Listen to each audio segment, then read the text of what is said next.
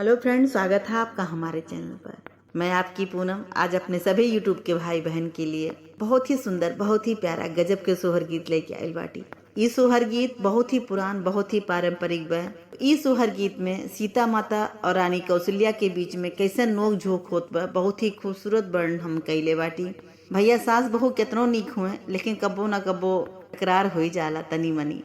कौने बात पे नोक झोंक सीता जी और कौशल्या माता में होत बा, ई सब के आपके पूरा सब सोहर गीत सुनल जाई तब्बे पता चली। सोहर गीत के माध्यम से आप सबके सामने हम पेश करत बाटी।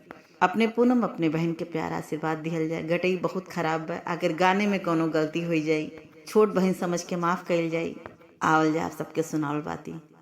लाली लाली गैया के बछड़वा ता सीता जी दुआरी ली पई, सीता जी दुआरे ली पई हो।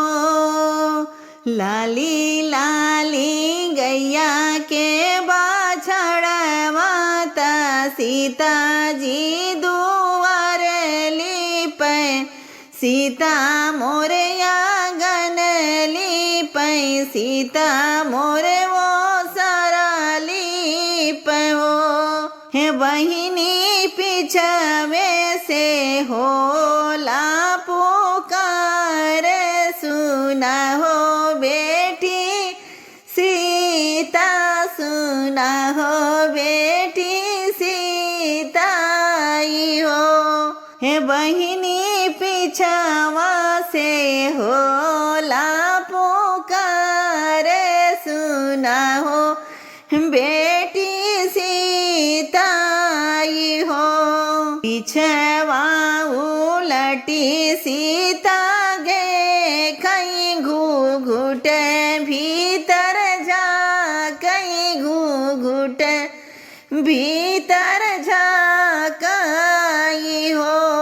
घुघुटा उठाई सीता देखई ता नैहरे के नौआ ठाकुर, नैहरे के नौआ ठाकुर हो। हे भैया आंगन मोरे बैठा ता पीहू जोड़ पनिया ता, पिया जोड़ पनिया आई हो। भैया आंगन मोरे बैठा ता पीहू ठंडा पनिया आई हो।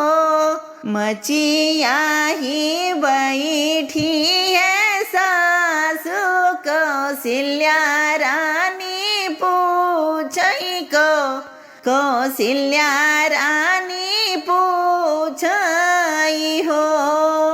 मचिया पे बैठी है सासु कौशल्या, मैया पूछई ता बहुअरी अरज कर हो। बहुअर किया तुहरे नैहरे से भैया ये किया, जे भतीजा ये किया, जे भतीजा ये हो। बहुअर किया तुहरे नैहरे से भैया ये किया, जे भतीजा ये किया, जे भतीजा ये हो। हे बहुअर किया तोरे सगे बहनोइया नन तो है आये नन तो है आये हो। हे बहुअर किया तोहरे सगे बहनोइया नन तू है आये लेवन, तू है आये हो। इतना जे सुने सीता मैया ता सासू के बतावे ता सासू समो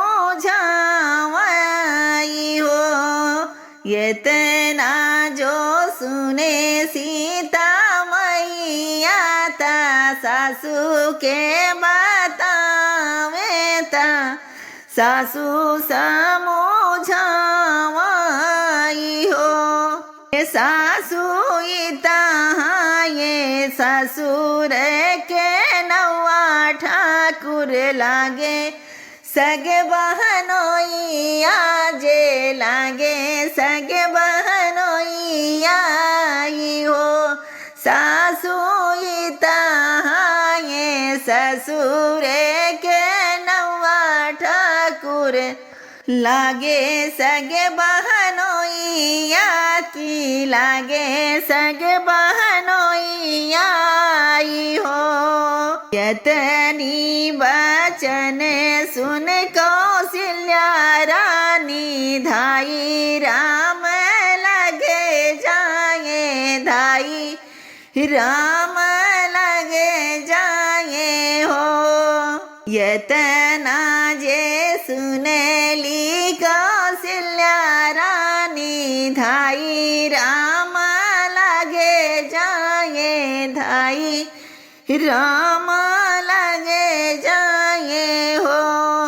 राम तुहरी सीता जी गारी दिहली ता घरा से निकारी ता घरा से निकारी हो। राम तुहरे सीता जे गारी दिहली ता घरा से निकारी हो। यतनी बचन सुने राम प्रभु मैया से अर्थाई पूछे मैया से अर्थाई पूछे हो। यतनी बचन सुने राम जीता माई से अर्थाई पूछे मैया से बैठाई पूछे हो। माई सीता तू है कहे गरियाई ता काऊ काई दिहली ता कैसे हमनी कारी ता कैसे हमनी कारी हो। माई सीता कावन गारी दिहली तू हम का बतावा ता कैसे हम निकारी हो। हे रामा नैहरे से आवा नौआ ठकुरा ता सीता नाना दोया कहली सीता नाना दोया कहली हो। राम नैहरे से आवा नौआ ठाकुर सीता नाना दोया कहली हो। तोहरे बहनोइया कहली तोहरे बहनोइया कहली हो। यतनी बचन सुने रामा मानहि मन मुस्काने मानहि मन मुस्काना हो।